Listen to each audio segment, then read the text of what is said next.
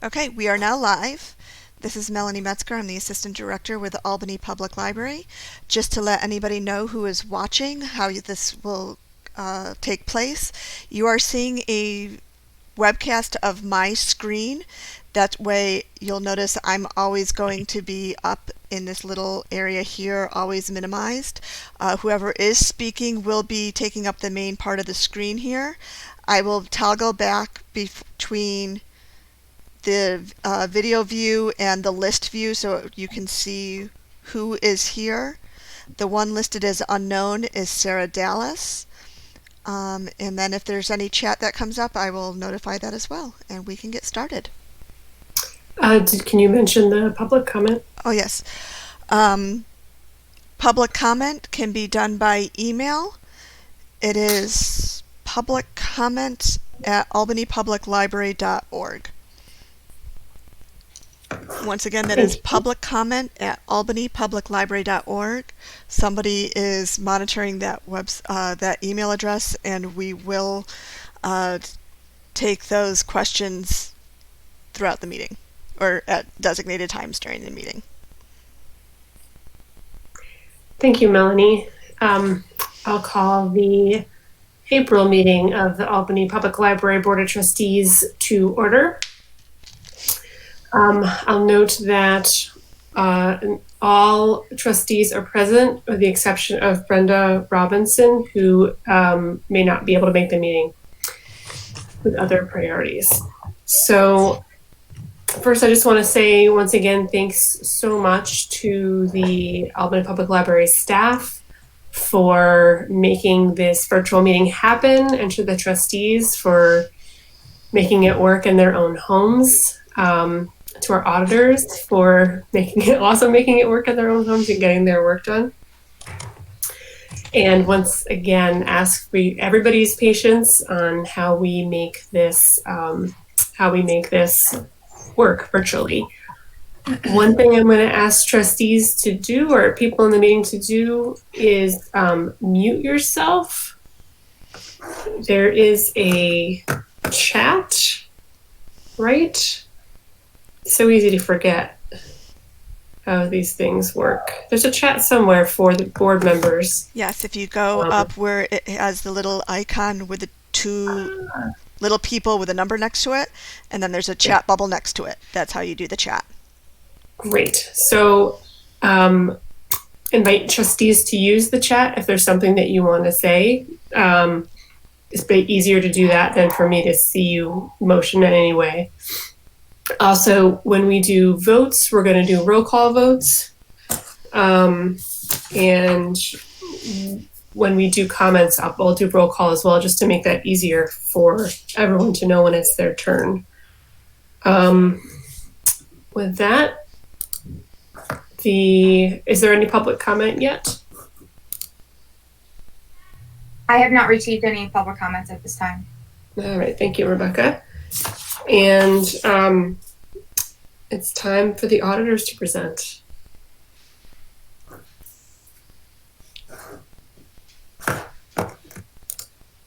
Oh, Carol, Carol, you are muted.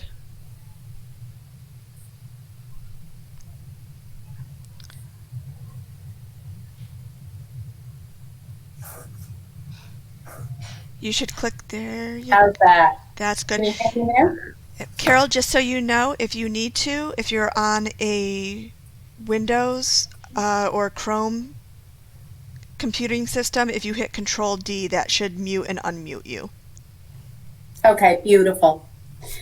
All right, so my name's Carol Hausman. I'm the director in charge of your audit, and Jessica also is also on the call. She was the senior in charge of the engagement. I'm going to run through 3 documents very quickly. I know that when we sit in virtual meetings, it's at times difficult to see people's reactions. So please stop me and ask me questions as you go along.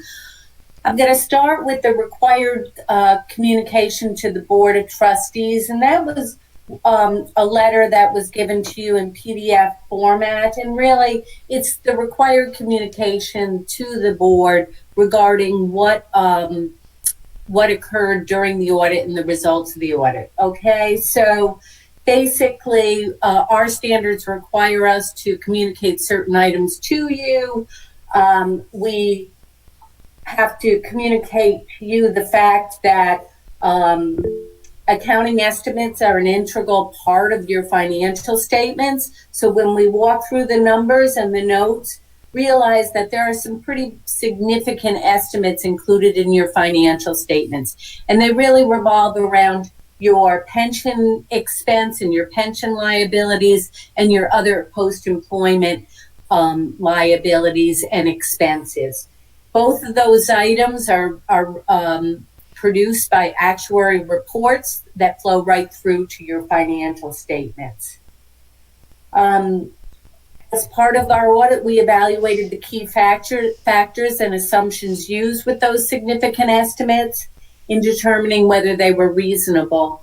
And we also evaluated the notes to the financials and that the financial statement disclosures were neutral, consistent, and clear.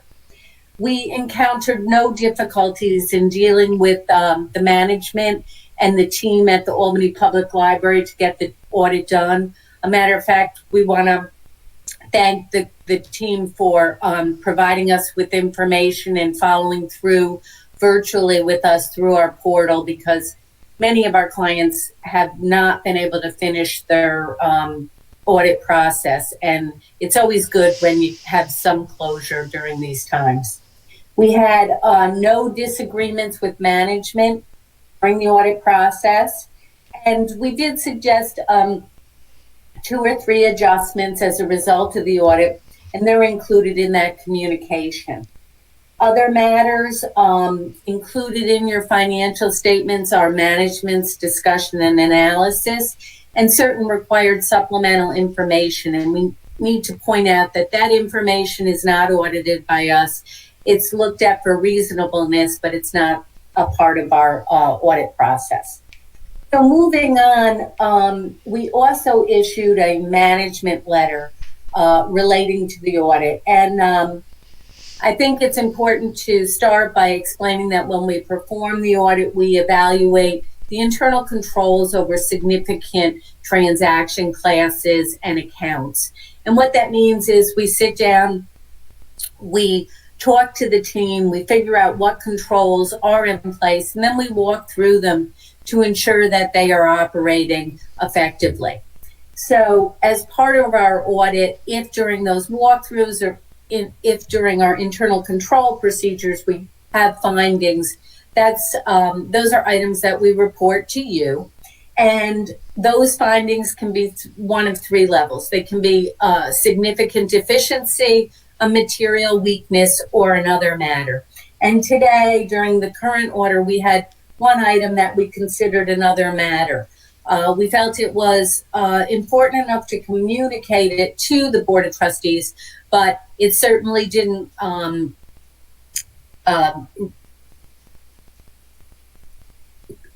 reach the level of a significant deficiency or a material weakness, which we think could have an impact on your financial reporting. So our finding was that,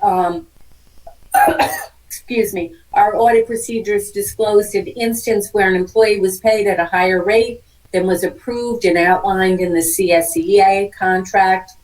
And this was a result of the clerical error in the spreadsheet that tracks rate changes. However, it was also further noted that the library personnel did catch the error after a certain amount of time and corrected the employee's rate of pay. So, in other words, this was an error, but it was caught internally through the year-end review procedures by the library. We recommend that a review put into place of the above-mentioned spreadsheet, ensuring all rates of pay are reconciled to the appropriate steps for the CSEA contract. And that was really the only internal control finding we had during our audit. And you should be aware that we did look at the cash receipts, we looked at the payroll area, we looked at the disbursements area, and did do control tests in those areas. The last item I'm going to run through is the financial statements themselves, and they're very voluminous. And, you report under government accounting standards, and there's a lot to these financials. So I'm going to sort of buzz through some of the things that have changed significantly or that we think you might be interested in terms of what is happening now in our communities. So Carol? Yes. Can you just wait a second? I want to see if any trustees have questions on that first part. Okay, great. And use the chat because I can't figure out where the video is supposed to be here.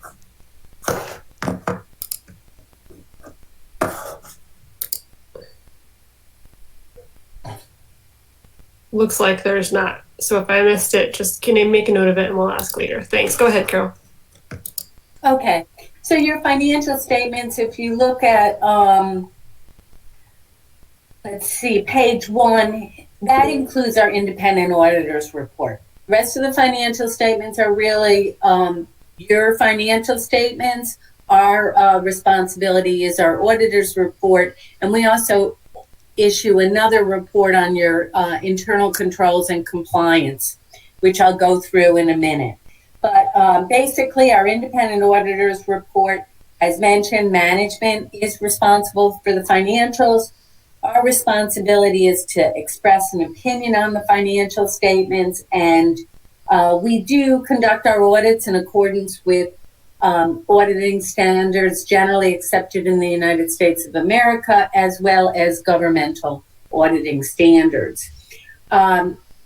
We do perform certain audit procedures to obtain audit evidence about the amounts and disclosures in the statements, and the procedures and the number of transactions that we look at and the audit evidence that we obtain really depends on auditor's judgment.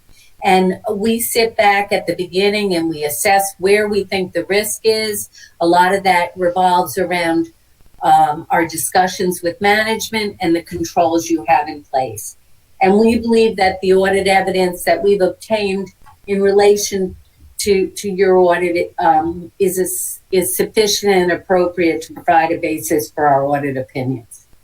And in our opinion, the financial statements do, oh boy, my cat's trying to get in, present fairly in all material respects the financial position of the library's governmental activities and each major fund of the library as of 12/31/19, and the changes in financial position and activities for the year then ended. If we run through the statements, as part of this governmental statements, management puts together a discussion and analysis, and that's included on page 3 through 7. And if you read through that, it really goes through some of the significant items that change from year to year. It goes through your long-term debt, and it goes through factors bearing on the future of Albany Public Library. So it gives you a brief synopsis of the library's sort of future looking, as well as a comparison of the past 2 years. Moving on, on page 8, you have your statement of net position. And really, you don't have a lot of changes from the prior year. This is the statement that includes all your assets and liabilities, including long-term assets and liabilities. And your net position, or your difference between that asset group and the liability group, you have an $8.9 million net position. And included in that is your 9.7 of net position related to your capital assets, another 1.8 in restricted net position and a unrestricted deficit of 2.6. When you think about that, that may not, it may concern you to have that deficit, but in actuality, realize your full liability for your OPEB, your other post-employment benefits are recorded. Your full liability for your pension is recorded. And obviously the payout related to that, or the cash outflow, is very limited each year compared to those liabilities. Moving on, you've got your statement of activities, and in the current year, your change in net position was a negative 529,000. Remember that that number does include depreciation expense, which does not require any cash outflow. Next statement is the balance sheet governmental funds, and this really covers just your current use, your current assets, your current liabilities.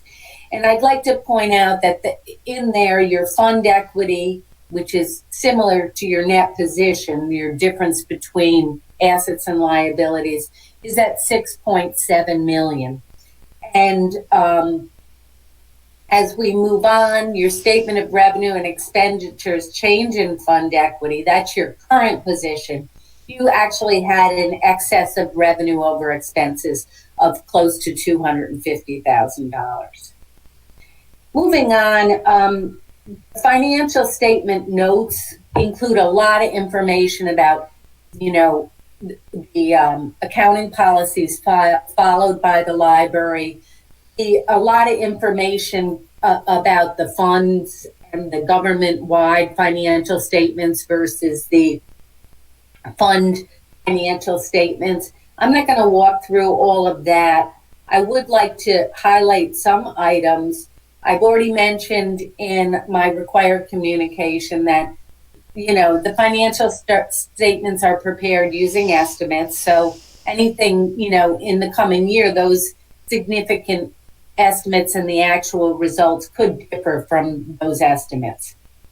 I think it's also timely to just touch on credit risk. In compliance with New York State law, library investments are limited to obligations of the United States of America, obligations guaranteed by agencies of the United States of America, and obligations of the state of New York, time deposit accounts, and certificates of deposits issued by banks in New York State.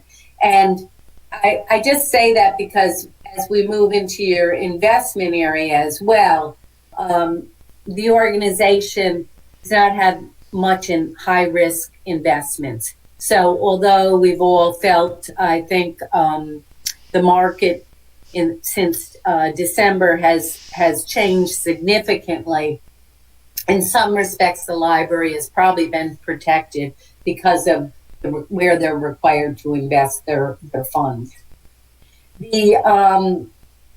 As of December, on page 20, as of December 31st, 2019, the library had $4.4 million in investments, and the makeup included $700,000 in certificates of deposit, $1.6 million in U.S. T-bills, and $2 million in municipal bonds. Important to note in fund equity, in the financial statements, there's 5 allowable classifications, and during the current year, the Board of Trustees voted to move $3 million to committed capital reserve fund balance, and that's reflected in the financial statements.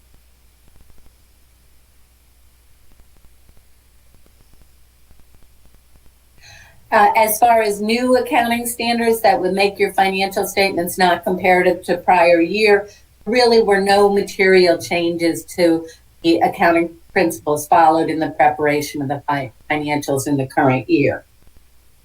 Cash and investments are quite significant at the library, and you had about $6.9 million in 6.6 in carrying cash balances as 12/31/19. And I think it's important to note that those were 100% collateralized in the bank. Carol, Yes, as you go through, would you let us know what page you're on? sure. Thank you. That was, let's see, that was page 23. And as we move down, if you go to page 26, you'll see the bonded indebtedness of the library at 12/31/19. You have about 22 million outstanding as of 12/31/19. The current portion of that is only 760,000. And if you look at the next page, on page 27, you'll see the required payouts, the cash outflow for each year that's required from 2020 through 2038. On page 27, the notes to the financial statements start disclosing the information related to the employee's retirement system. And the library's employees participate in the New York State retirement system. So all of this information is really audited and provided in a separate report by New York State's pension auditors. And I'm going to run through just some of the numbers because it is a significant liability and it's a significant expense to the organization. And I guess right now it's important to realize that the library is charged based on what the actuaries calculate is the needed contribution. So with the swing in investments coming up, you will probably in 2 years see a change and an increase, I would think, in the amount that the library will be required to contribute. On page 28, you'll see the required contributions for the current year and the 2 preceding years were pretty steady, in the low 400s. If you look at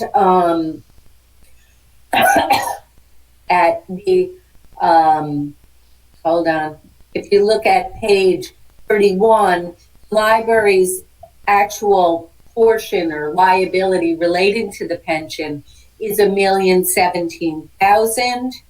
And one of the required disclosures is that, hey, if the discount rate changes by 1%, either way, what does that do to my liability? And currently, the liability is calculated at a 7% discount rate. If that were to decrease by 1% to 6, your liability would go up to $4.4 million. If that was to increase by 1 to 8%, your liability would turn into a $1.8 million asset. So that's why we say it's really a significant estimate because so many factors go into that and so many employees are involved with it, and the funding of it is, out of your control. You receive a bill, and that's basically what you are required to fund. The other big liability is your other post-employment benefit obligations, and if you look at page 33, that liability is at $7.1 million. It was at 6.6 in the prior year. And again, that's one where if you look at page 34, you'll see that the required disclosures include, hey, what happens if my discount rate changes to that liability? And also healthcare cost trend rates, what happens to that if it changes by 1%? On page 35, you'll see that included in the financial statements is a subsequent event note relating to the coronavirus and the fact that The impact on a national, regional, and local level are unknown. And obviously, the impact of the situation on the library and its future results and financial position is not presently determinable. I think that is a very big unknown that we're all wondering when we can get back to work, what's the safest route to get back to work, etc. Last thing I want to go over is, as part of a governmental audit under governmental standards, we have to issue a report on internal control over financial reporting and on compliance. And that's included on page 40 and 41. Basically, in planning and performing our audit, we consider the library's internal control over financial reporting to determine the audit procedures that are appropriate to be able to issue our opinion on the financials. And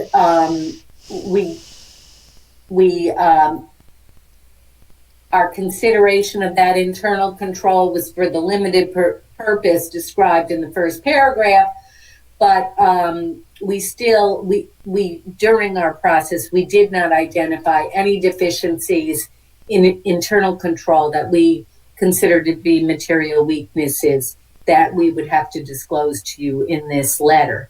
The other item we look at is compliance as part of obtaining reasonable assurance about whether the financials are free from material misstatement. We do perform tests of its compliance with certain provisions of laws, regulations, contracts, and grant agreements. And in that respect, non-compliance with which could have a direct and material effect on the determination of the library's financial statement amounts. Again, we don't provide an opinion on that.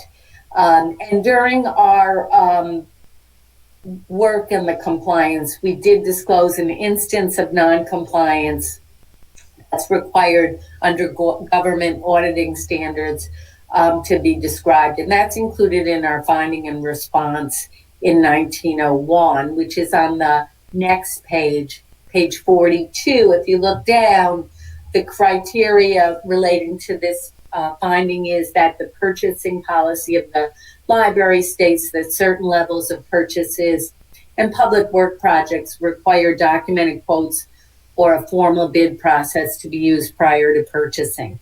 And during 2019, there were identified capital purchases that had no quotes or bids on the purchase prior to procurement.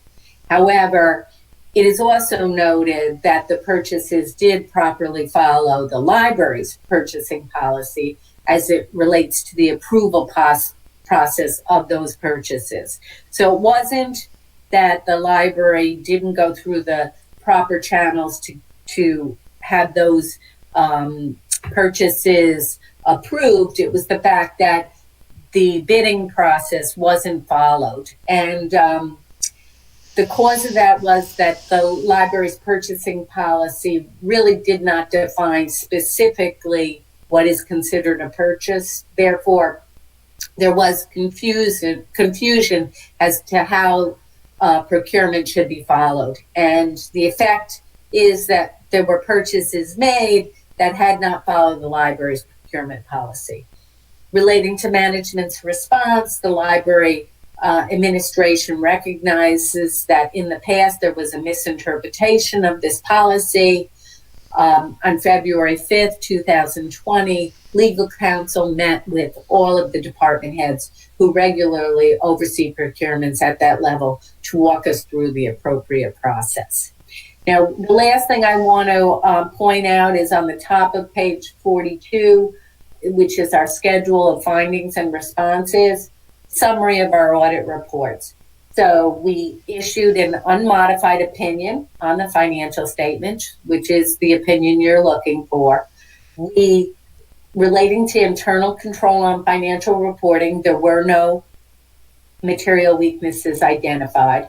There were no significant deficiencies identified, and we did have the one compliance item disclosed here. Okay, so that's the end of my report. Does anyone have any questions? Thank you, Carol. All right, I'm going to do the same roll call that we did last time for questions. And I don't, has Brenda joined? She has not. Okay, that's all right. Sarah Shearer, No questions, thank you. Jenna, Questions, thank you. Alyssa,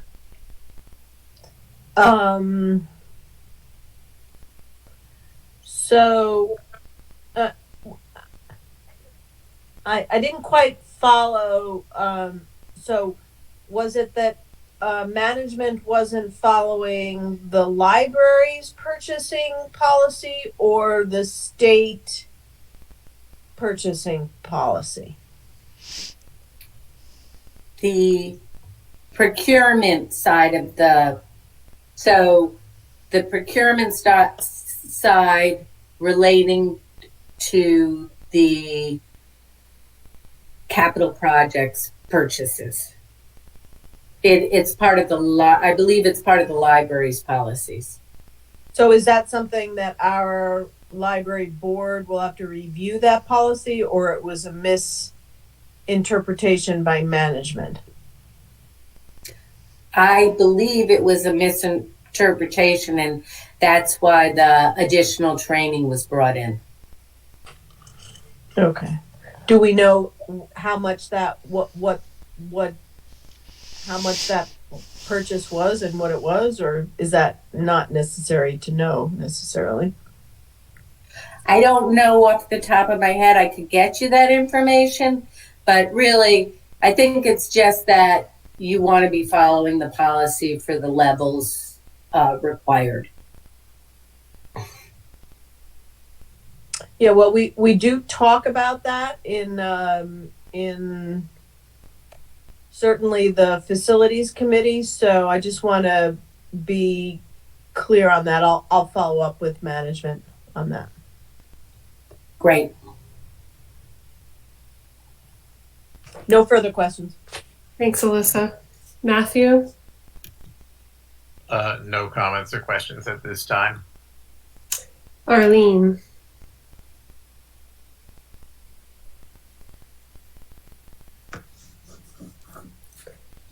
if you're talking, you're muted.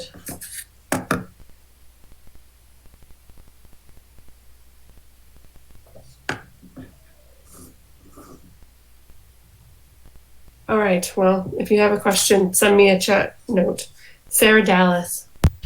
Thank you very much for that very thorough discussion. I just have a quick question. Some of the header says management discussion and analysis unaudited. What does that mean, please?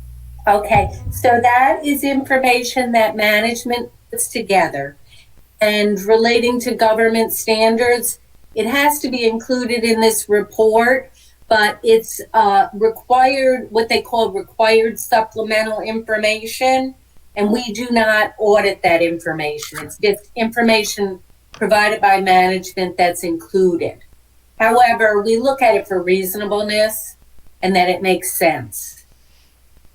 Thank you very much. No other questions. Tom. No questions, thanks. Okay, and it's my turn. So I have a couple of questions. One, on page 6, under the discussion and analysis, it says the general fund ended the year with a $10,000 surplus. On page 36, it shows $70,791 in fund equity. So my understanding of our last profit and loss report said we had quite a bit more than that. And from what I can tell from this document, the capital fund we thought we assigned from the reserve fund was taken from the general fund proceeds. And so that's why it's less. But I do want to know the difference between the $10,000 number on page 6 and the $70,000 number on page 36. Okay, hold on one sec.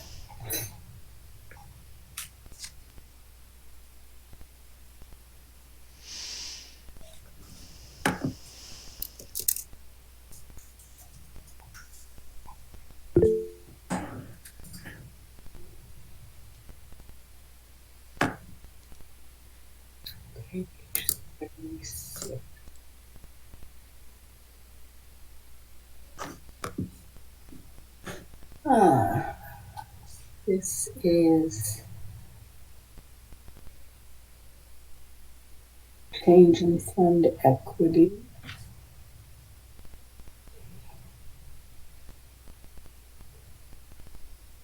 And what is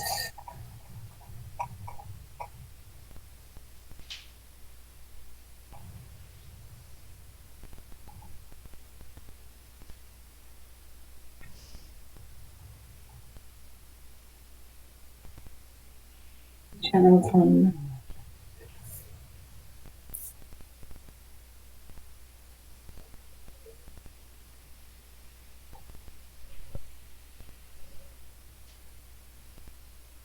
I am not sure. Let me see if I can find the.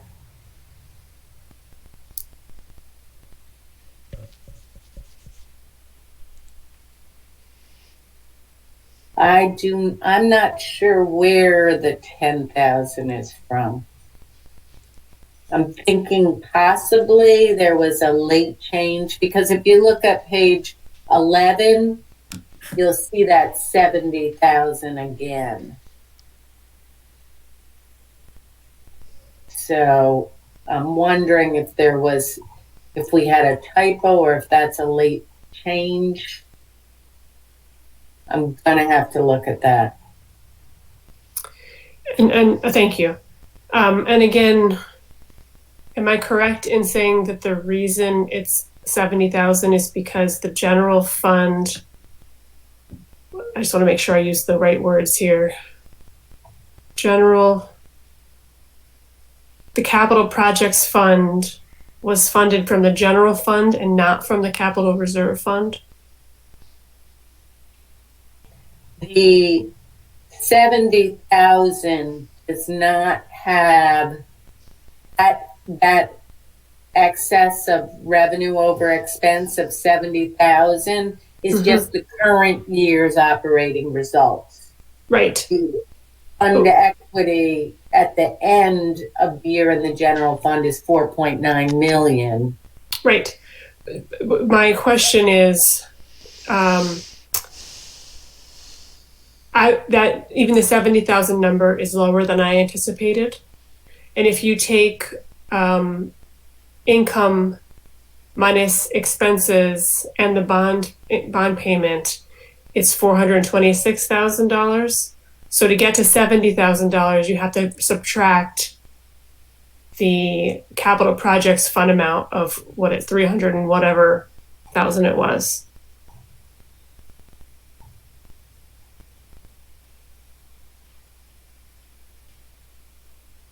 The capital reserve itself, the 3 million is still in the general fund. We did transfer, there was an operating transfer of $1,989,000 out of the general fund to come down to the 70,000. And you're correct, 1.6 of that was for debt service and 350,000 was for capital projects, actual expended. So this year, capital projects fund came out of the general fund. A portion of it was transferred from the general fund over the debt service and the capital project fund. Okay. 356,000 of that. Thank you. Okay, so that explains the discrepancy in my head. So we thought we were spending the reserve fund money, but we were not. We were spending a portion of the general fund on the capital projects. Right. Okay. Thank you. Sure. And I'm Any going to have other to get back to you the other. Thanks. Any other questions or comments from any trustees? All right. Well, thank you, Carol and Jessica. We really appreciate your time and explaining all these charts of numbers to us. We're grateful. Well, thank you for having us. And stay safe, okay? Good Yes. night now. You too. Take care. Bye. I also want to thank the library staff for helping, doing their part of the auditing, including our board treasurer, especially during I think they completed their work in advance. Adam, correct me if I'm wrong, of our shutdown, but that made it a little more complicated than usual this year. So thanks for your extra efforts. All right. So next up is the consent agenda. Sarah, do you have a question? I do. Sorry, if I can just go back to what you were saying. Yeah. Sorry for the delay. I don't have, so just one thought, and I could be completely off base here. As far as that 350,000 sum coming out of the general fund, could that possibly be related to what we went over a couple meetings ago, how, and I can't remember the term of art, maybe if Adam can help me out, when we sat down with Adam and Chuck, not the treasurer's report, the other sheet we were looking at. The balance sheet? Yeah, the balance sheet. And remember how there was more money in the general fund, so even though we had our allocations, the money was a little different, it was accounted for a little differently than we, the board, account for it. Could that possibly be the discrepancy and the difference in the general fund and why it would have come from there? Because of how it is on the budget or the balance sheet? Adam? I'm not entirely sure without actually looking at it. I'd have to get back to you on that. Okay. Thank you. Thanks. I mean, I'm really curious. The bottom line is it doesn't matter. It's all the same money. It's just, where I thought we had a larger surplus at the end of the year, but now we just, the end result is the same. But I wonder how we actually spend capital fund money. It's not clear to me. So maybe we can work on that in the next fiscal year. Okay, next up is the consent agenda. In the consent agenda are 4 items. One is minutes from our March 10th board meeting and as well as our March 24th special meeting. There's also the operating budget check register, and I'm thinking there's no capital check register. There is no. Thank you. And then third is the extension of the agreement with Tangible Development. There's a memo explaining why that was necessary because of our shutdown. So does anybody want to remove an item from the consent agenda? It's definitely okay to use the chat for this. And can we ask a question about the check register without doing the whole removal process? Yes. Clarification, yeah. We have a whole bunch of different checks to overdrive, and they're large. And I didn't know if that was a normal thing or if it's a little different because we're putting money into those services due to the shutdown and the pandemic. Karen, So I was just curious. Karen, can I speak to that? Good. Yes, your second observation, Tom, is correct. We are spending a significant, budgeted, not outside the budget for the book budget, but we've moved money from physical books to ebooks, just as a reaction to knowing what our patrons are going to need, and kind of the increase in usage of digital books that are going to be out there. So you're correct. It's just we've kind of done it in stages, just because we weren't sure how long this was going to last. So when in early March, we had a meeting where I think we set aside about $10,000, and then the week that we were shutting down, I actually gave the okay to spend 5 of that, and then we've been spending that money additionally as time has gone on. The demand is just higher for that part of the collection. And now that we've spent it, will we have it forever, or is it like subscriptions? It matters on the books. It matters on the publisher. Some books we will have forever. Some books we will only have for a metered content, and some books we have based on the agreement. Remember, when we buy ebooks, we're not buying ebooks. We're just basically paying for the rights to allow our patrons to borrow those ebooks. Some we do get to keep forever, but others, the metered content and things of that nature, I'm not sure what is from what publishing house. And I do want to make a statement that a lot of the publishers of physical materials have put a hold on release dates, and most of our distributors fall with under pause in their own states, and they're not considered essential services. So we have been working with all of our vendors, and it's not looking like we're actually going to be able to receive any physical materials until June at the earliest. Are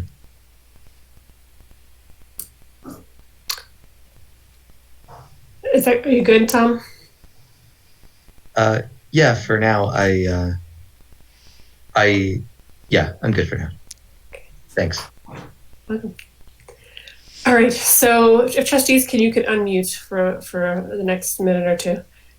I need a motion to approve the consent agenda. I'll move. Jenna, thank you. And a second.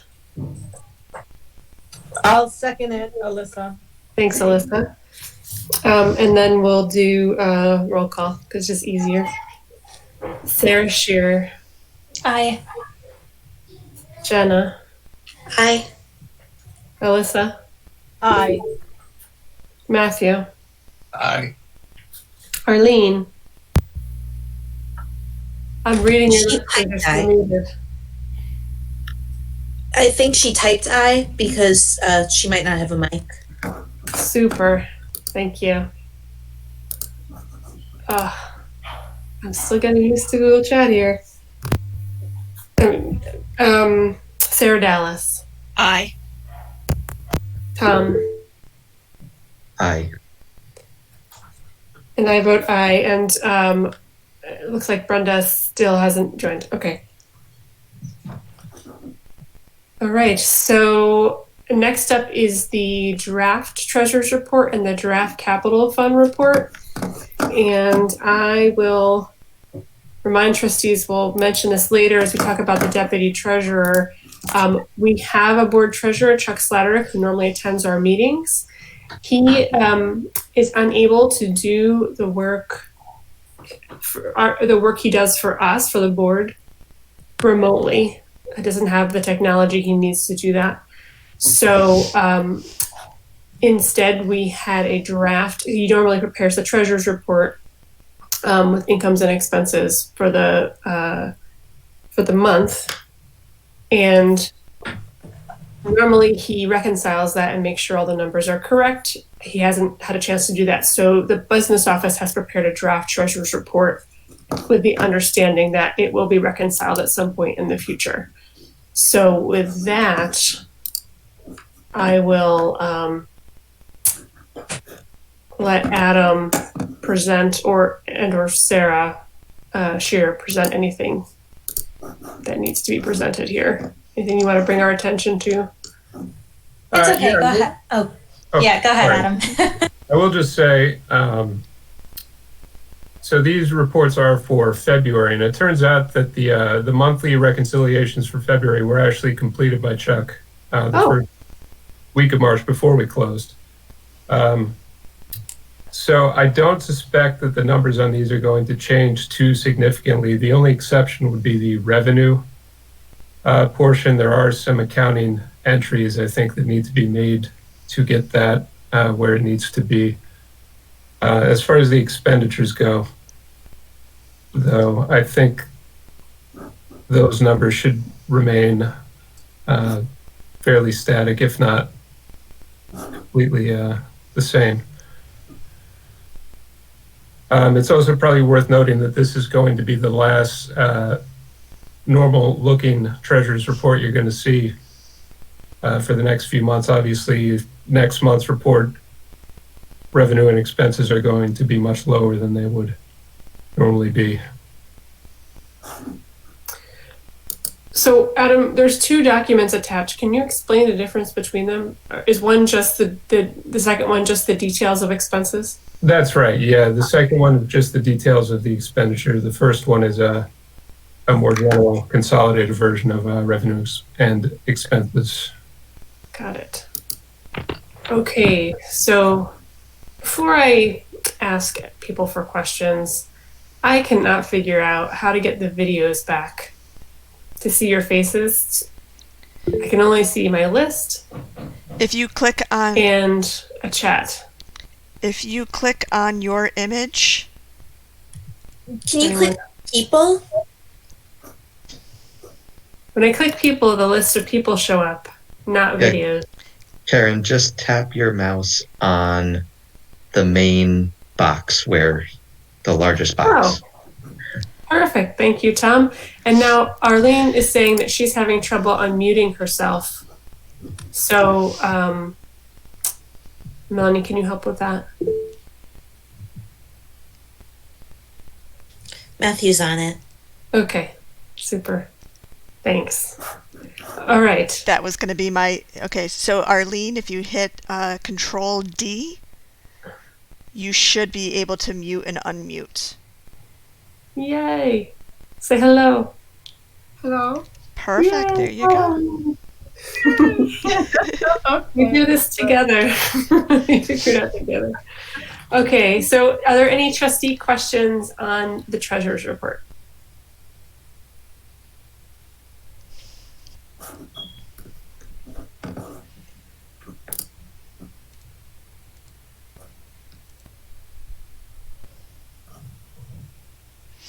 All right, I'm going to take that as a no, but if that's not true, you should chat me to let me know. All right, next up, oh, and the capital fund report. And because there was no check register, so there was no checks in March. Is there any changes in February, Adam? Yeah, there were a couple of payments made in February. So those are reflected on the report here. Okay. And are there any trustee questions on the treasurer's report, the capital fund report?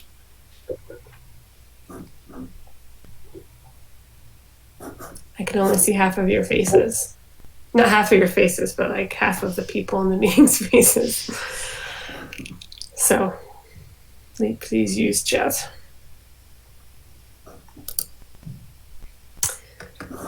All right, next up is the nominating committee. Oh, sorry, next up is trustee report out and upcoming events. So, and then nominating committee. So I'd love to hear ways that you have been interacting with the library or the library community over this past month, especially after the library has been closed. So, I'm happy to, I'm going to do roll call. So if you don't want your name called because you don't have anything to say, feel free to chat me that. Sarah Shearer, do you have anything? Okay. Jenna.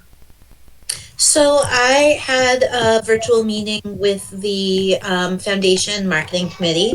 They've been up to some really interesting things. Because the Friends and the Foundation had combined just before the world exploded, and so they were working on looking into changing the logo. And so we got a few proposals, and there was a lot of talk of whether, you know, the, what's his name, Bleecker should be involved in the logo or not. And also there was a really interesting discussion about how to continue to engage people in advocacy for and fundraising for the library if we are unable to be together. And so there was talk of maybe, should we have to cancel the literary legends, then maybe we could have like an gala where people, you know, show what they're eating that night and wear fancy clothes and take pictures and share it on social media. Or the idea of like library shelfies, like I would do this and show a picture of my personal library, which I'm very proud of, and like, you know, sponsor a shelf at the library or something along with that. So those were all ideas that were thrown around. So that, yeah, that was what I did. Other ways as a patron that I have been using the library is downloading audiobooks through the Libby app, which has been really great. Thanks, Jenna. Alyssa.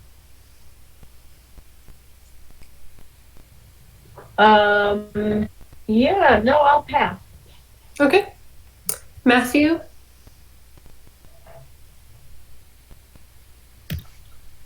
Yes. So I've been catching up on reading, downloading a lot of ebooks, trying to bring the numbers up, catching up on my classics. But library community-wise, I have been pretty much in touch with the high school librarians every day. They're more sick of me now than they were when school was open. But we managed to get the publisher through BOCES to get ebook copies as a class set for House on Mango Street, which was my unit that was planned to go ahead. So the library came through, and on Friday, hopefully the kids will show up to their Google Meet and download their books. Otherwise, I was just frantically getting my act together because the way Wednesday fell, the OLS meeting, which is usually the day after this, as sometimes happens, UHLS was last week. And I'm just totally more in space than usual with the way things are working out. So thank you, Rebecca. I just answered your email to post just the minutes that I meant to say, you know, thanks for everything. And I hit send, so it sounds very current, but thank you, Rebecca. So I do have an OLS liaison report. I can go through it very quickly after you make this one, if you'd like. Thanks. Yeah, we'll wait till we get through everybody. Okay. Thanks, Matthew. Sarah Dallas. Hi. So I've been thinking about libraries a lot. And I want to make sure, and I'm sure Scott and his most excellent staff are already ahead of this, but we need to, I think, as a board, because advocacy is so important to us, be able to keep on telling our community how busy the staff has been, the services that have been provided, the virtual programs, when the staff talks to people on the phone, things that are not normally collected in the annual report questions. Because as we start rolling open again, and I try to be a Pollyanna, but I am a little anxious about library and library funding statewide and locally. We have to just keep on letting everybody we know, especially in the community, how important the library is, and having a unified message out there. See, I think too much. I'm grateful for that, Sarah. Thank you. And I look forward to talking about that a little bit more when we look at the stats in the director's report. I think that's something we need to think about. Tom? Yeah, so I intended to listen to the Albany Made podcast before this meeting, but I didn't get a chance to, but that's one thing that I will definitely do to keep interacting with the library. And the other thing I did last night after I saw some social media posts about it was that I checked out the new Hoopla service. And I don't know if Scott or anybody else wants to talk about what it is, or I don't know where the right place in the meeting is. But I thought it was really cool and really great, and really responsive to what we need. So thank you guys for doing that. And I look forward to watching some streaming service on it. Thanks, Tom. So I feel like most of the interaction for me has been with my kids. My daughter took one of the workshops, one of the last workshops that was programs in person, the photography workshop at the Arbor Hill branch, which she loved and we hope comes back.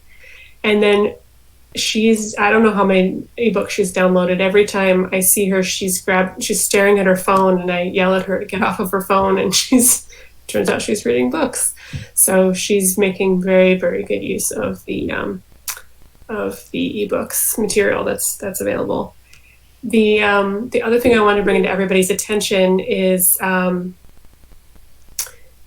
the Albany Public Library Foundation, or Foundation and Friends, whatever the new name is doing an Earth Day reading with having different people read passages from various environmental books or personal work from sunrise to sunset, and they're inviting everybody to speak. Anyone who wants to speak, and scheduling it.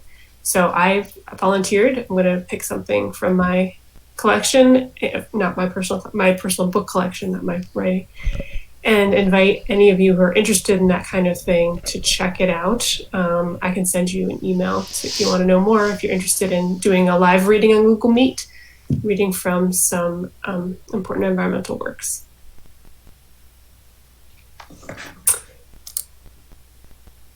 All right. Next up is the nominating committee.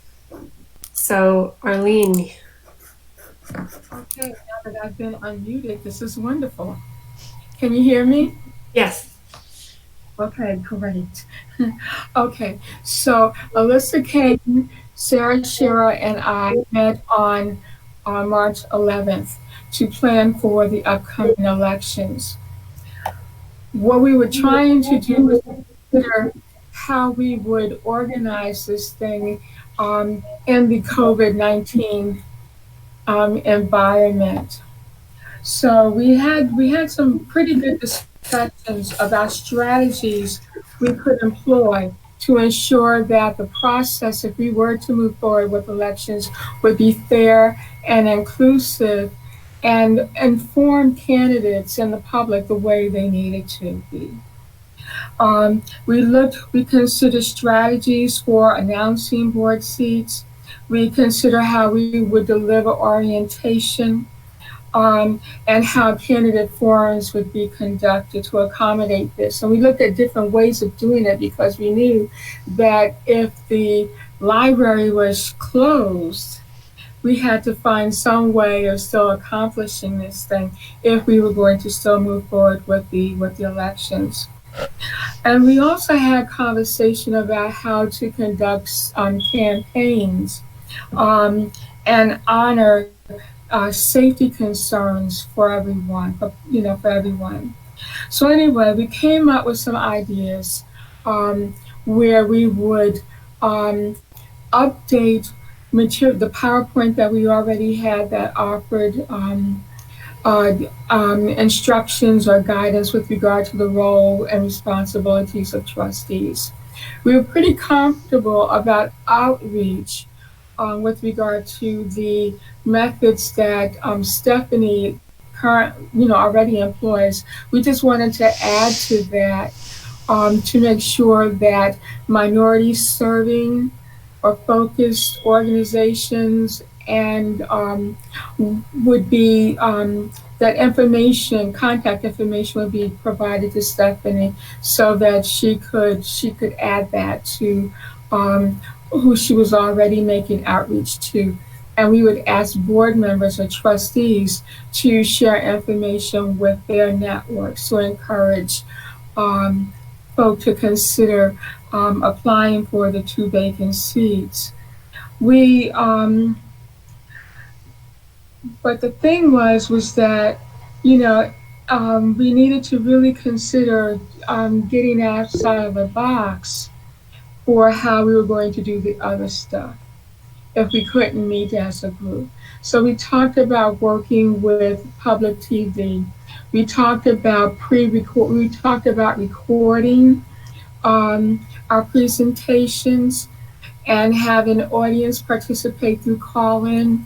We talked about having a pre-recorded session that could be posted on our website and invite people to write in questions or comments. And we talked about similar things, not just for orientation, but also for the forum.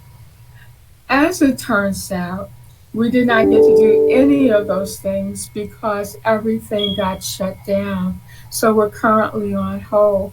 But I would really like to give both Alyssa and Sarah some kudos for the time and energy that they invested in trying to build a process that would be fair and inclusive. And we are waiting to hear. When things open up, then we'll get going again. We'll get started. However we're able to, because this whole thing has just been so fluid. It's just been crazy making. Sarah, Alyssa, do you have anything you'd like to add? No, thank you, Arlene. I think that was really clear.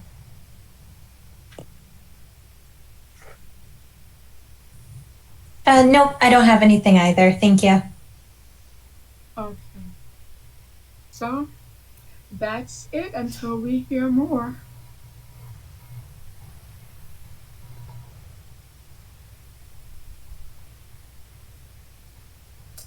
I was muted. I said thank you, Arlene, Jenna, and Sarah.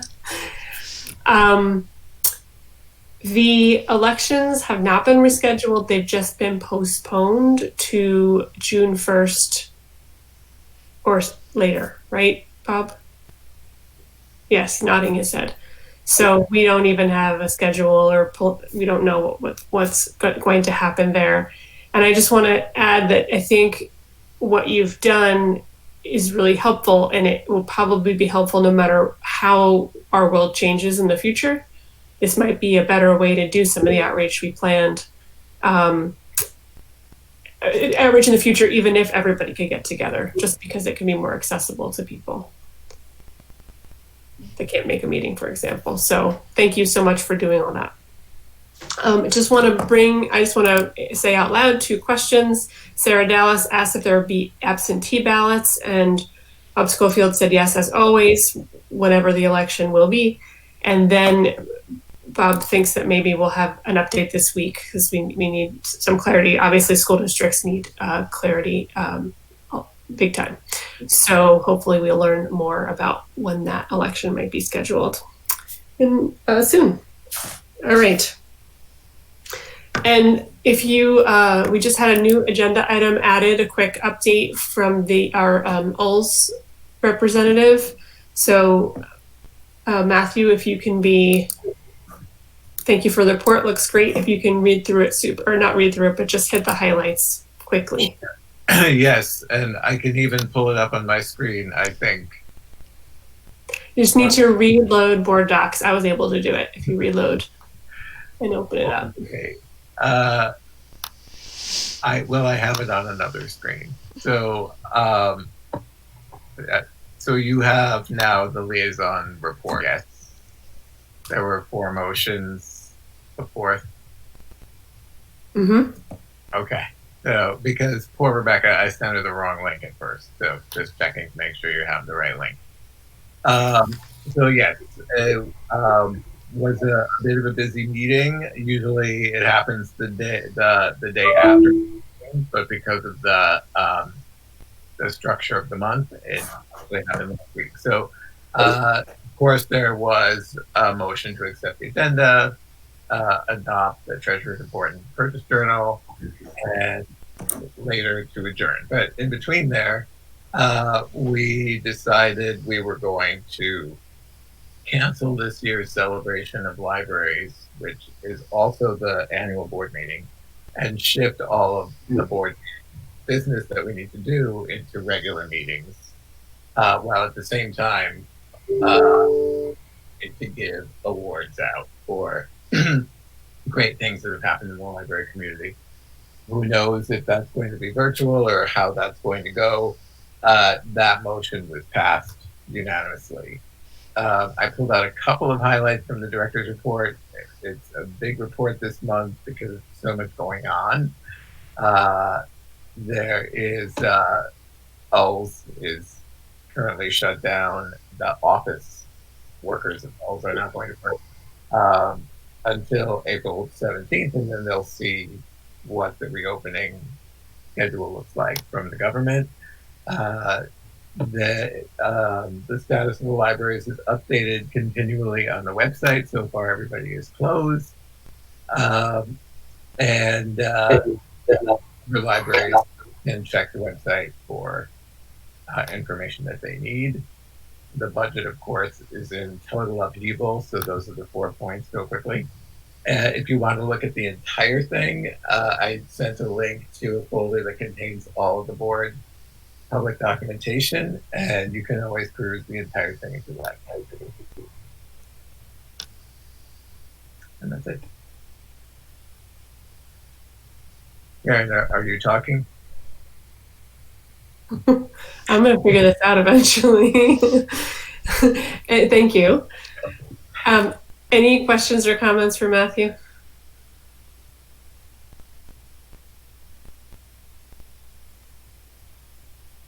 Okay. All right. Thank you again. All right. Thank you. All right, Scott, it's time for the director's report. Sure. So I'm going to do something a little different. I am going to report on some activity that's going on this month. I typically say this report is for last month. I will touch on last month a little bit, but I want to make the board aware of what's going on while, we're not on pause. We're working from home, and we're working in a virtual environment, and as busy as ever for a lot of us. It's been a really interesting few weeks, and I think a lot of the things that we're currently doing, we're actually going to adopt into the new normal. But since closing, we have held a weekly all-staff virtual meeting. It's extremely well attended. We also do a weekly supervisors meeting and services meeting. Very clear communication, making sure expectations are correct. Just really a lot of great back and forth about how we move forward as an organization in the short term, because that's going to look very different. And then, what do we look like a year from now when we come out of this? The team has been rotating virtual desk shifts, answering calls and emails on centralized numbers, and now you are able to leave voicemail using the same product. So if someone calls a branch number that they're used to, they can leave a voicemail and then somebody on desk gets back to them. We've been producing now at a pretty healthy clip online programming, and we're ramping that up, and we're doing more and more. We've done some story times, and now we're starting to look at cooking programs and other adult programming programs. Staff have also been asked to attend online training, and we continue to assign work.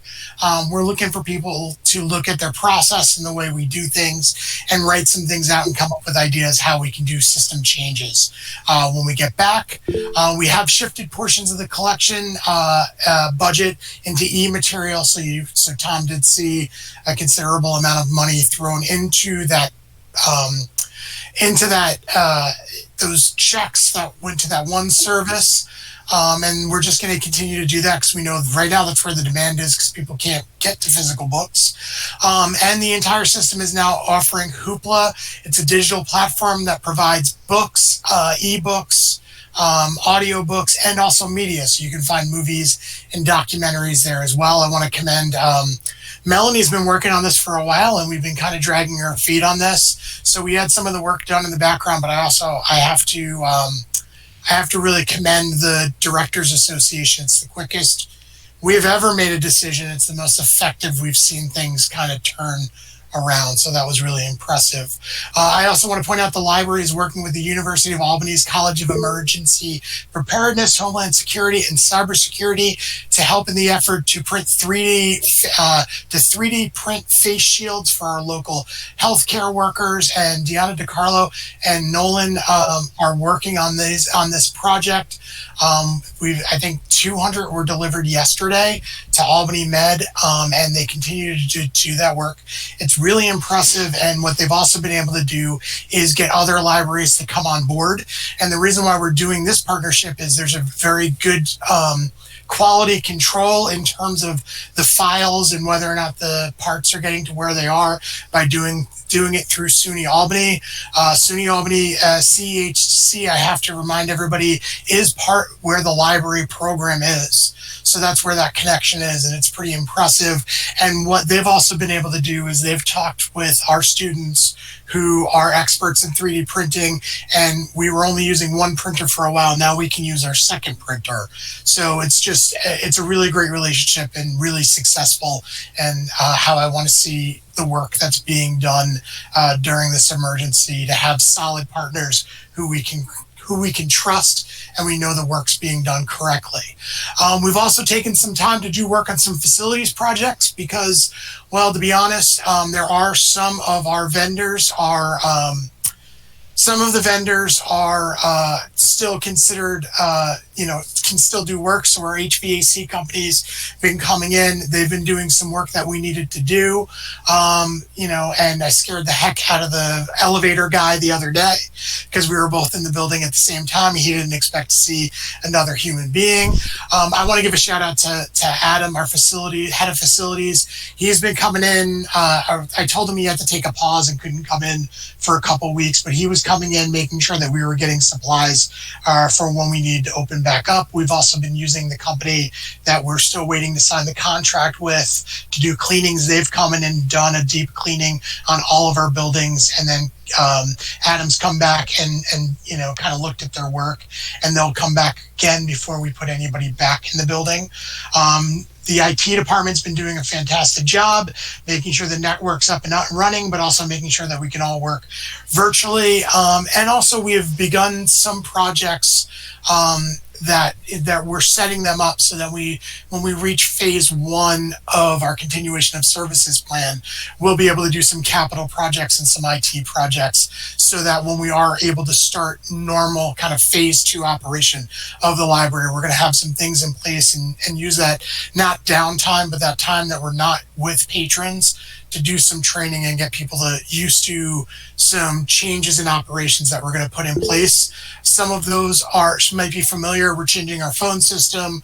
We're putting in a walkie-talkie system that connects all the buildings. We're going to work on some capital projects and some DLD grant projects kind of during now and phase 1 and phase 2, since we'll have a little bit more control of the buildings. March was an interesting month. Our Washington Avenue branch hosted Object Lessons, a photography exhibit curated by Albany Center Gallery and with collaboration of the Capital District's Women's Bar Association Sex Trafficking Committee. This was a really successful event. I was there. We had a lot of people in the door, a lot of really great questions. The Arbor Hill West Hill staff visited Edmund O'Neill Middle School of Excellence to talk to students about resources and programming after school. March also brought live Irish dancing and music at the Bach branch, and Pine Hills had started a new session of Tai Chi. At the Delaware branch, teens created their own trail mix. At the Howe branch, there was a book exchange and local author reading, which was a huge success. And also North Albany started hosting citizen preparation classes in conjunction with USCRI. I have been working hard trying to find a replacement. Literacy New York, an organization that provides some educational opportunity for new Americans, did not get state funding, so I'm looking for new opportunities to bring someone in an organization, and we've made some good headway there, so that we continue to make sure that those services are vital, and that they need to continue. And I want everybody to look at March. It was a really good month. Because, my hope is that we'll be making a similar report about March next year. A little bit of history. In 2004, the library was a very busy planning its future. The board discussed moving meetings to monthly instead of every other month. The first budget proposition that went out failed, but it was only by a narrow margin. The library did retain a real estate broker to scout property around the city and hired a professional services firm to look at the potential renovation of the Washington Avenue Armory, the John A. Howe Branch, and St. Joseph's Church. So just kind of always interesting to see what we were thinking in 2004. The library began using SAM to monitor computer usage and printing. I put that in there because we're currently in the process of looking for a possible replacement for that. And also there was a major incident at the Pine Hills branch, and the administration took on the task of updating and rewriting its customer behavior policy. So, again, it's good to look at our history because, to be honest, some things repeat themselves. I'm hoping that the February, March, and April reports this year are not repeated for another 100 years. And I'll open the floor up to questions.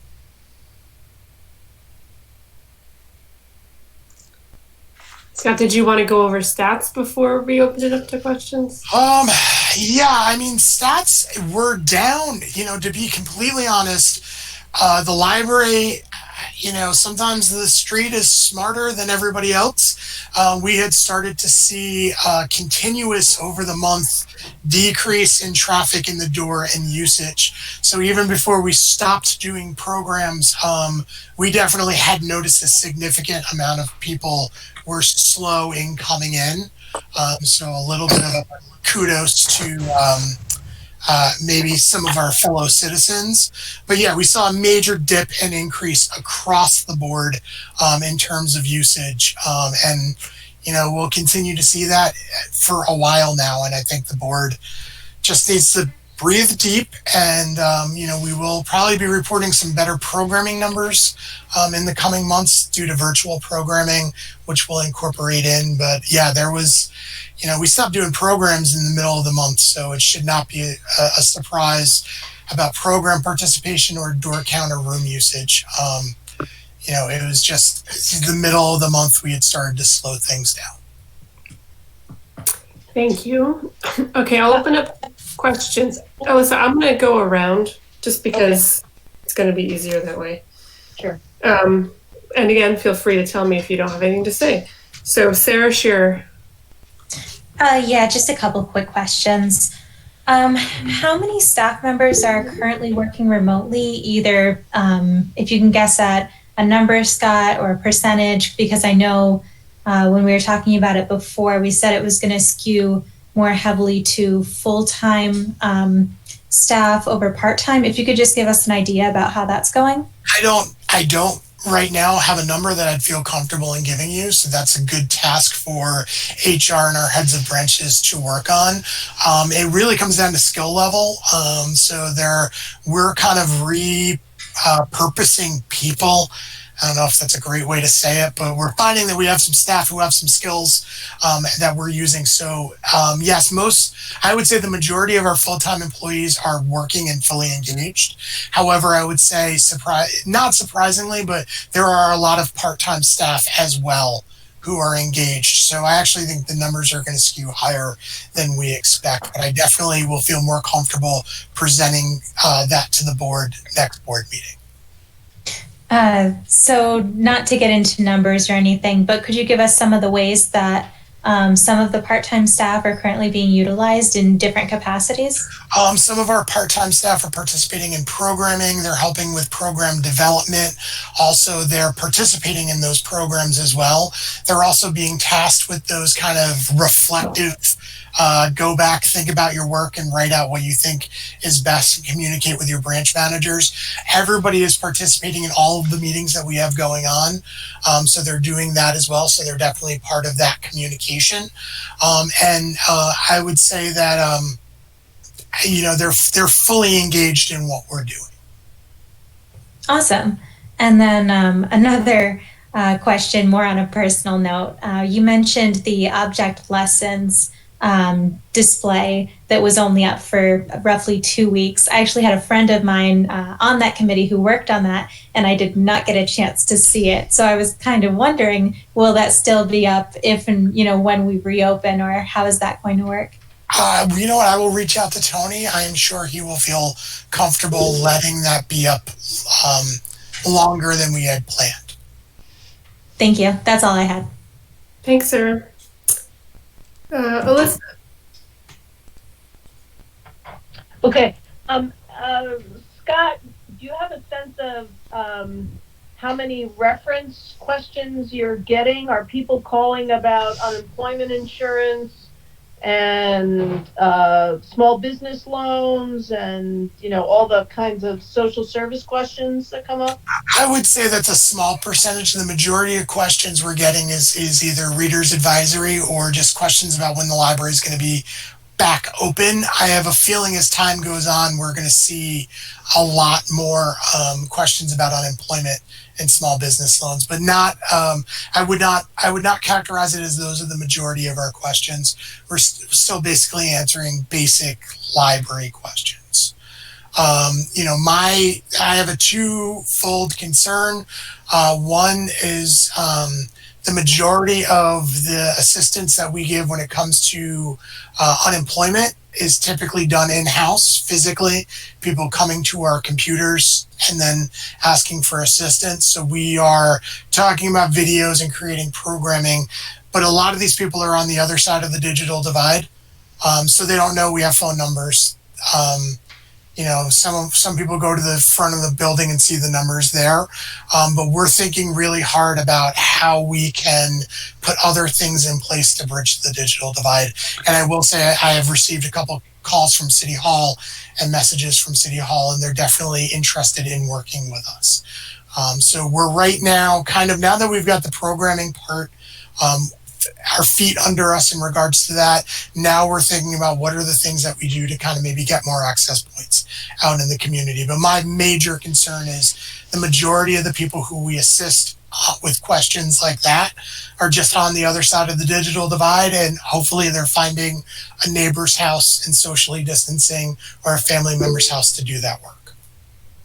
Well, it brings the point home that libraries still remain so vital because they remain a physical destination. We can talk about virtual all you want, but people have to walk to it, see it, walk in, and physically still. Yeah, I mean, I'll be completely cautiously optimistic. I think life is going to be very different for libraries for the next year. But I also am cautiously optimistic, and I believe once things start to normalize, and they will, that, people are going to want life back to normal, and there'll almost be a need and a want for life to be back to normal. And I am not worried about the future of libraries. I just think right now we have to be flexible and pivot and provide as many services as we can safely over the next year. Can I just add a little to that statement? One of the things I follow several forums on Reddit, and there is quite a long thread right now about people missing their library. So I think the feeling of needing to get that support, while it's definitely, the advocacy is definitely needed, people love us. Generally, all over the country, all over the world, people are posting that that's their number one place they miss, and they didn't even realize how much they missed it until they couldn't go to it. And there's a lot of people, big response has been, oh, well, most libraries are pumping up their ebook collection, and they're like, well, that's great, but I like the physical books. So, yeah, I don't think we're going anywhere anytime soon. Yeah. And I want to really give, I think it's really important to show how willing and able the staff were in pivoting to provide digital resources and do work very differently, and to be extremely engaged. I think we're going to do virtual all staff meetings on a maybe not every week, but I think we're going to keep that format because this way more people can participate. We're getting great questions. And again, people are thinking outside the box, and I really do think this is going to inform our work going forward. And there's a lot of changes that we're going to need to put in place in phase 1 and 2 that I think are just going to be good practice moving forward, no matter what. Please share our gratitude for everyone's work. I will. All right, Arlene, do you have any questions? Control D, my dear. Okay. Yes, I did. First, though, before my question, I just have to express my appreciation to you, Scott, for your leadership, and to your staff for the tremendous work that you're doing. Always, before the crisis, during the crisis, you guys are just awesome. Thank you. So I just want to put that out there. So that said, I just wanted to touch base with you about how we are coordinating our services with the school districts. Now that everything is being done remotely and our young people are finding themselves in a different place in terms of accessing resources, I'm just wondering if we have ability to coordinate things with the district, with the people who are developing and implementing curriculum, so that they could be intentional about how our services are being used. Absolutely. What's good is this is a part of our strategic plan. So this is work that Amy McLaughlin has been doing for about 1.5 years now. So she is regularly in contact with representatives from the school district to make sure that the programming that we're doing is in lock with what they're doing in the schools. So it's supplemental and supportive. That work's already been done. That communication level is already there. I will go on record. I wish there had been a little bit more coordination between the school district and the city and the library district about closures and moving forward. But, what is good is the staff members who are really engaged already at the district at the right level and at the library at the right level are talking and making sure that there's coordination and what we're doing is supportive of what they're doing. And my hope is that will only grow stronger moving into the future. And I want to touch base on that as well. Stephanie Anderson, our head of collection management services, has a really good relationship with the librarians throughout the school district, and we've been in constant communication in beefing up where we can, any of our collections to help support what they might be needing as well. And also, we have a really great relationship with the high school's librarians. They're amazing. And so they've been really great about coordinating programming with us and also promoting to the high school students.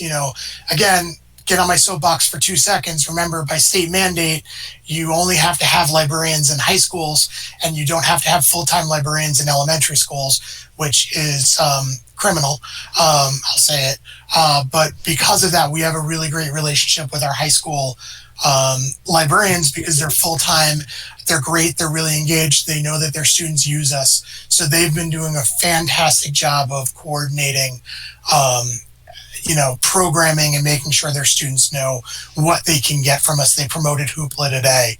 So, the relationships are there and probably at more of a mid-tier level, but that actually might be a good thing because that means probably the work's being done more accurately and bureaucrats like me aren't getting in the way and messing stuff up. Thank you. You guys are just awesome. Thank you. Sarah Dallas.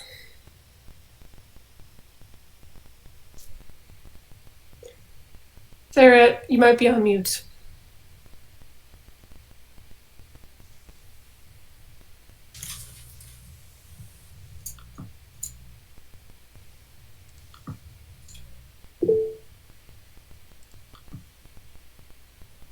Melanie, can we help Sarah get off mute? I unfortunately, She's on the phone. Yeah, she definitely has a question. I unfortunately can't unmute from my side, so she has to do it. I Star forget. 6 on the phone? She'll type it.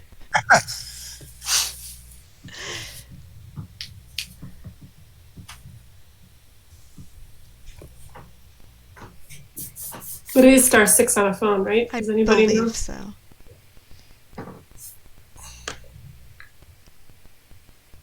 Oh, Sarah Scherer said yes.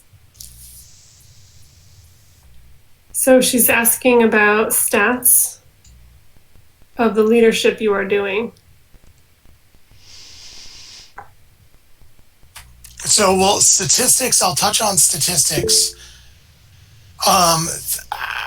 Right. So there, I guess it's a two-part question. Statistics, we are going to roll in online statistics into our program statistics. So it'll be done in a way that it will report this out, but also if the state report asks for things differently, I always like to remind the board that the stats that we provide to you are a little bit different, and we think are probably a little bit more of an accurate picture of what goes on at the library.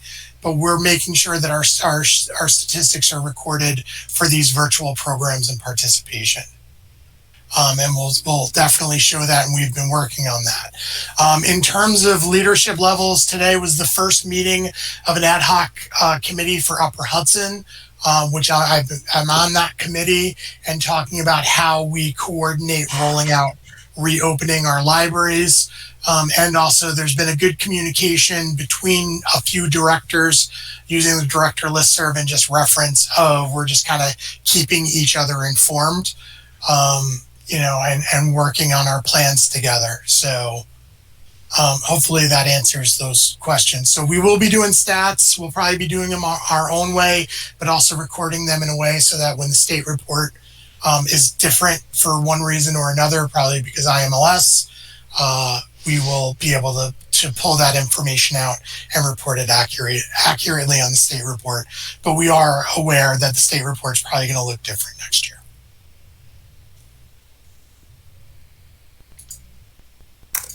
She's saying that she may have some ideas for statistics that might be useful. Okay. Tom has no questions. I think I'm going to skip questions myself. Thank you so much. We're all really grateful for all the creative ways the staff is serving the community in this really challenging time. What I'm seeing a lot of innovation and creativity, which we always see from APL staff. So it's just ramping up because of necessity. So thanks. Thank you. So we've got next, Scott, the continuation of operation plan update. So this is a living document that is always going to change a little bit. What I want to draw everybody's attention to is staff is when we kind of adjust the meter. There's no flipping of switches. It's a slow adjustment of a dial. So when I see us, too bad I got to make it so the dial goes to 11.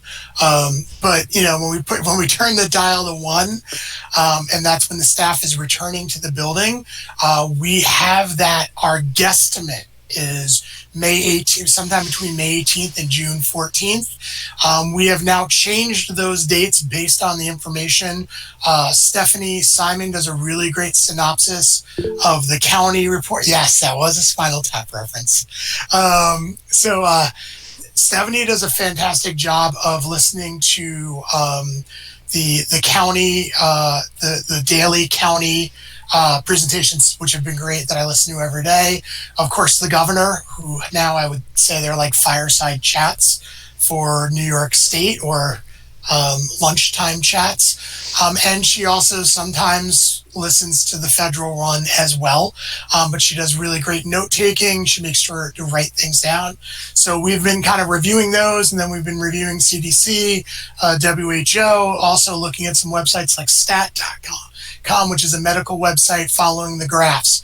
So we're making guesstimates on time, but what we've also done is made it so that the dates reflect the Monday after each board meeting, because of course it is the board's decision to go into whatever phases that we go into.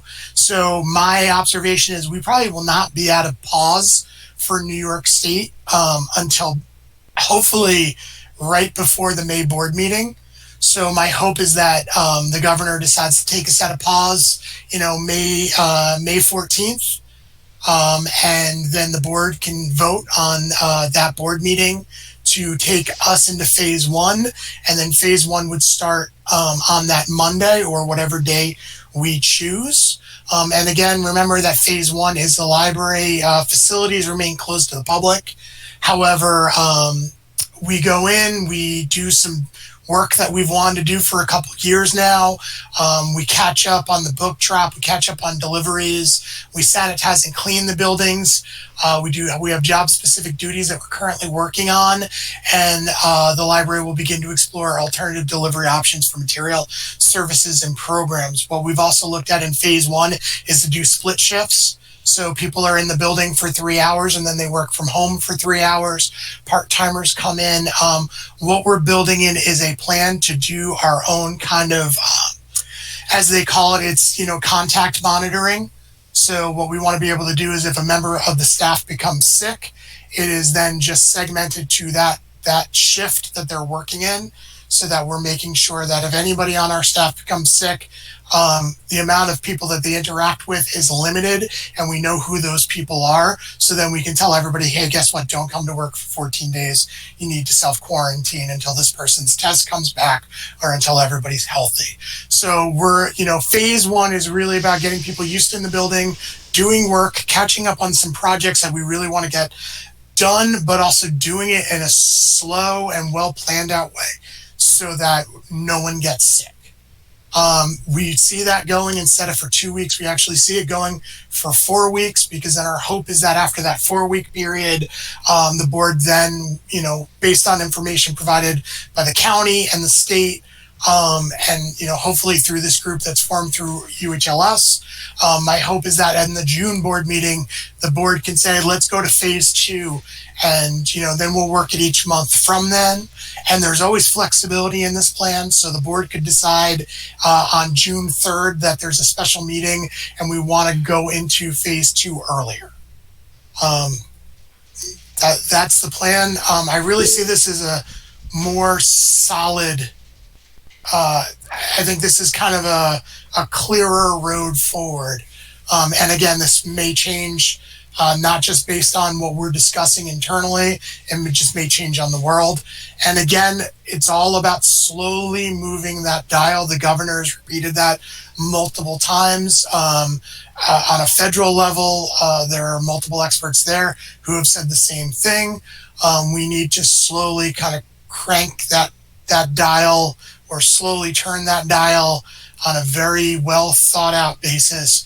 So not only are we protecting our staff, we're protecting our patrons and our facility as well. Because some of the things that we're concerned about as we move forward is not just infection due to the virus, but behavior from people who, this has really thrown them off considerably. And there's a lot of talk among professionals about, how this is going to affect everyone mentally and how they're going to react. And I will next meeting be suggesting to the board that we have a policy meeting to talk about possibly a crisis policy that we put in place that talks about patron expectations and staff expectations and behavior, over the next 11 to 12 months. My goal is in 12 months for the library to look very much like it did on March 1st. March 1st of 2021 will look like March 1st of 2020. And then we just get to go back to life being a little bit different, a little bit smarter, but good, just back. And anyone who knows me, I am not a positive person. I am not usually a person putting out a positive message, unless it's about libraries to voters. So, I'm being cautiously optimistic because I think the work that I'm seeing at a county level, at a state level, I think we've got good leadership, and that's what we should be replicating. Well, I appreciate your positivity, even with the caveats. Yeah, always full of caveats. Okay, so I've asked trustees to note in the chat if they have questions. So Arlene has a question, and Control D will unmute you. Uh-oh, Control D again. Nope, she's good. Okay. Nope, She's there good. you She's go. good. There you are. All right, great. So have we experienced any losses that would require us to apply for some special monies from the state or other entities to close gaps for us? No, I mean we are very lucky to have. Again, there is that part of our there is that part of our reserve fund policy that has that unrestricted, unassigned, and we always joke that that's the money that that's the cash we throw in our, inside our mattress. It's very good that money is there. I do see us spending down some of our fund balance quicker than expected, and we talked about that last board meeting. But currently, there's not much money available to us in this current round of federal funding. If we were an association library, we could go out and get some of the loans that are there, but they're not. But I do want to remind the board and anyone who may have interactions with the Regents Advisory Council that there is money, that there is part of that, is it $2 trillion? There is money that goes to IMLS in that $2 trillion package. So I think it's really important that we advocate very loudly, and I've been saying this at every meeting, and I hope trustees do it as well, that money, it's not big, but whatever that money is, should go directly to frontline libraries, and it should be direct aid. It should not be through grants or through applications. I think that money should just be divvied up and handed out to frontline libraries to help them make to help them get through the process. But association libraries are the only libraries right now that can go out and borrow that money as a nonprofit. But we're in good financial footing for the next year to get us through this. Karen, do you want to, I think, Sarah's question? Yes. So Sarah has two questions, it looks like. So Sarah, is that your, do you have another question, or is that your one question?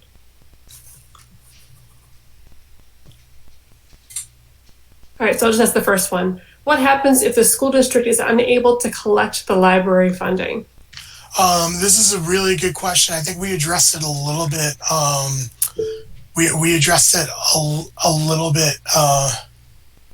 No, the IMLS money isn't going to meet the library gap for us, but I think it will meet the library gap for small libraries. And I just think it's important that funding goes to the libraries on the front line who are really impacted by this. So the other question is, what happens if the school district is unable to collect the library funding?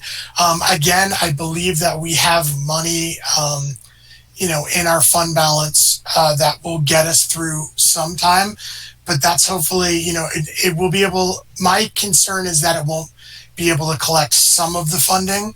So I believe, and we have been talking about, what do we do if they're only able to collect half of our budget, and that's going to have to be a really painful and difficult decision that we have with the board. So maybe this question for Bob too. Under what circumstances would they not be able to collect the money? Yeah, it would be a very, very unusual circumstance. It would have to be almost a colossal collapse of the economy, because most of that money doesn't come from people that are individually unable to pay. Most of that money gets paid by banks and escrow agents or business entities. And even if it doesn't get collected, it gets backstopped by the county. So it would have to be something totally and completely unprecedented. I don't think that's likely to occur. Bob, do you think there will, however, be some minimizing of what's collected? I mean, will the collection rate change? Possibly. But I mean, we have data from 2008 and it didn't change much, and that was a housing crisis. So you would have expected there to be more of a collection issue in that time frame.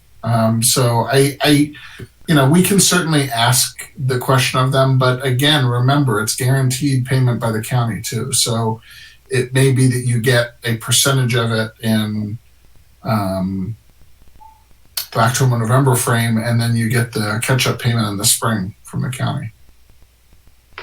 So.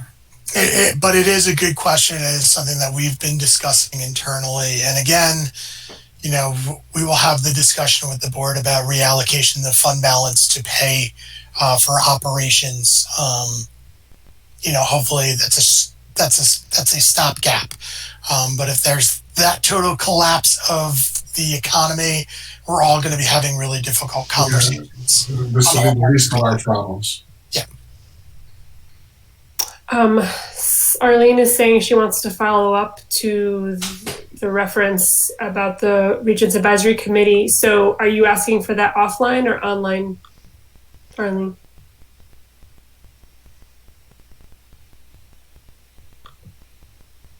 Control D. I do it too. Okay. Am I back? Yes. Okay, great. So we can do it offline because I'd like to do a deep dive. I had some conversation with our state director about monies to libraries. So I'd like to know a little bit more about what you've just shared, so I can go back and have more conversation about this. Absolutely. Okay. Thank you.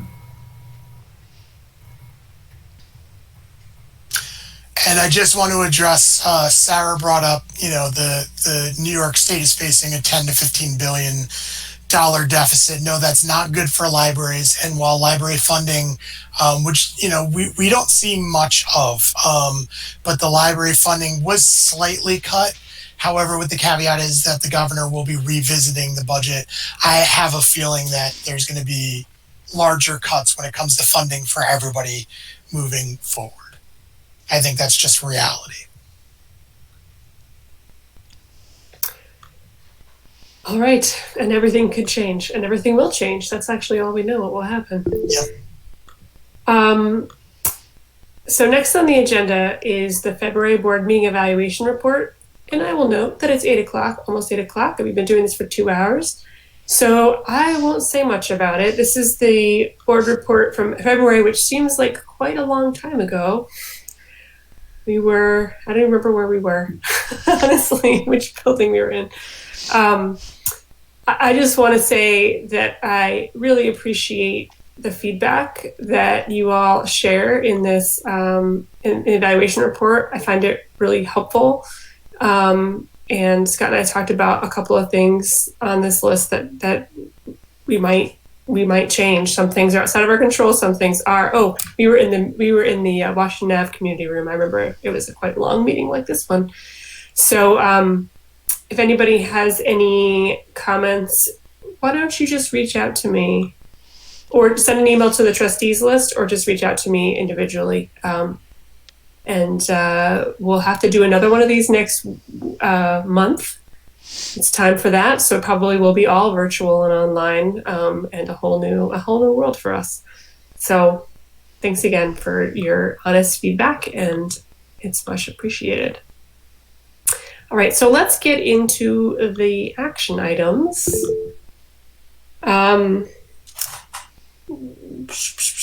So we have 2 action items, only one's on the list.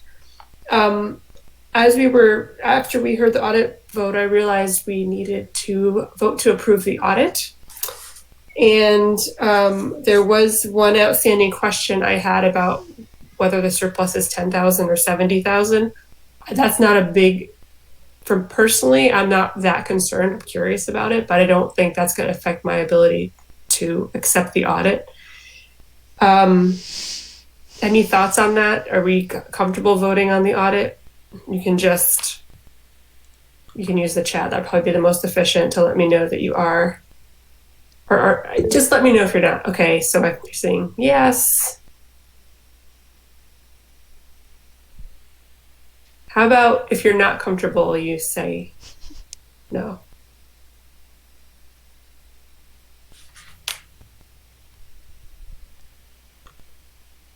Okay, so I'm going to need trustees to unmute.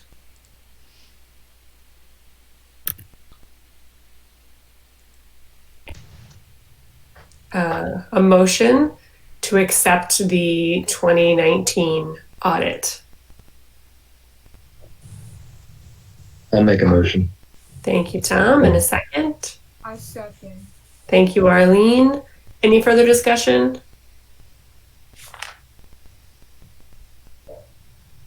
Okay. Again, roll call. Sorry, it takes longer, but I think it's easier for Becky and Stephanie. Sarah Shearer. Aye. Jenna. Aye. Alyssa. Aye. Matthew. Aye. Arlene. Aye. Sarah Dallas. Star 6. She says aye in the chat. Tom. Aye. And I vote aye. All right. So thank you for that. Next up is Deputy Treasurer. So as I mentioned earlier, and I've indicated to you before, our treasurer does not have the technical equipment to do his job from home. And there are some things that the treasurer must do. I'm going to say a little bit and then I'll let Bob finish it up. But so, for example, the treasurer is currently the only authorized person to sign checks for the library. So now that we've approved the checks, we need someone to sign them in order to get them to our creditors. In addition to reconciling the accounts, and there's other internal control kinds of things that he does. So we are hoping to be able to have our treasurer come back in the building soon.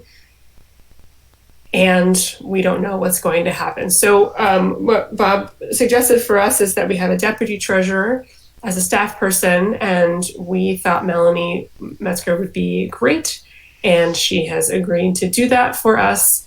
In addition, Sarah Shearer and I have spoken about potentially looking forward to, during this time and for the longer term, finding some potential new treasurer candidates. So it's definitely part of our long-term plan. Bob, do you want to add anything? Nope. Great. Let's do the motions and see if there's any questions about that. I'd like to make that motion. Oh, thanks, Sarah. Second, Matthew. Matthew, second, thank you. I'm going to do a roll call for comments because this is, if you just remind us that the board treasurer works for the board. So it's we have an independent person. We're authorizing a deputy treasurer in this unusual circumstance. And I want every board member to have the opportunity to ask any questions about the process or how it's going to work or independence or anything that they want. So we're going to do roll call comments and then we're going to do roll call voting and then we're pretty much done. So just bear with me for a few more minutes. And if you want to say no comment, you may. Thank you, Matthew. Sarah Shearer, do you have any comments or questions? Nope, you and I discussed it over email. I'm all set. Thank you. Great. Jenna? No comment. All right. Alyssa? Just one question, and that is if Bob said it was okay to deputize a staff member, then I'm assuming that it's fine to do. But the idea of treasurer for the board is that they work for us. So in this case, Melanie works for is supervised by Scott, not us. So how does that work? As to this function, she reports to you. Well, that's a good answer. I'll go with that. And it's very common in school districts, Alyssa, that the treasurer is a board officer, but also an employee of the district for some other purpose, and reports to, for example, the assistant superintendent for business as an account clerk as well. So not unusual. Certainly not a problem with respect to the deputy. Excellent. Thank you. Arlene? And Sarah, actually, Karen, just to follow up on that, Mel will be a public officer. She'll have a separate oath as to this office. That oath will get filed. She'll have to carry a bond the library will purchase for her. All of the same requirements that we have in place for Chuck. Okay. Thank you. Arlene, did you have a question or comment? No, you're clear. No comment. All right. Sarah already said no. And Tom? No Okay. comment? All right. Thank you, everybody. And thanks to the business office and Bob and Chuck and Melanie and Sarah Shearer. Sarah does have a question, by the way. Oh, thanks for noticing that. Sorry about that, but hearing Bob speak, I actually, it made me think of one more thing. How does payment work? So if Melanie steps in and does some of the job functions of the treasurer, do we basically pay her out of the pot that we set aside money for the treasurer position? If we could just get some clarification on that. It's ultimately a board decision, but I don't think you need to slice and dice it that finely, Sarah. You've got a pot of money to pay Chuck. Mel is assuming you're having her do this during her normal working hours. I would just consider it an add-on. Obviously, it's the board's prerogative if they wanted to add some compensation to her for this if it became a significant burden. But that's a board decision that doesn't have to be decided tonight. Got it. Thank you.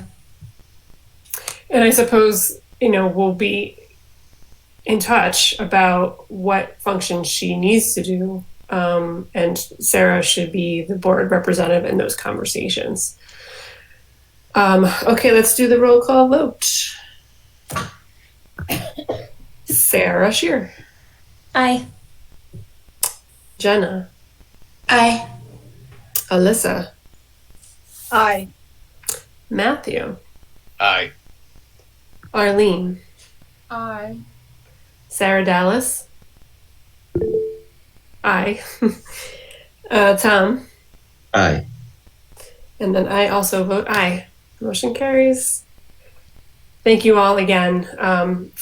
I'll say what I was saying before. Thanks to Adam and Scott and Bob and Sarah and Chuck for trying to figure all this stuff out in the past couple of weeks, on top of everything else they're trying to figure out in the past couple of weeks. And thanks to Melanie for stepping up. Really appreciate that. Okay. Has any public comment come in? There are no public comments. All right, thank you. All right, with that, we are ready to adjourn. Any other, and we're all ready to adjourn. We'll just do a voice vote. Just take yourselves off mute. Motion to adjourn. I'll make a motion. Thanks, Tom. Second, Second. Jenna. Okay. Sarah Dallas already voted aye, but that's we can all vote aye. Aye. Aye. Aye. All right. Thanks, everybody. Have a really good night. Stay safe and healthy, and we'll see you soon. Thank you. Bye-bye. Thank you. Night. Thank you. Good night.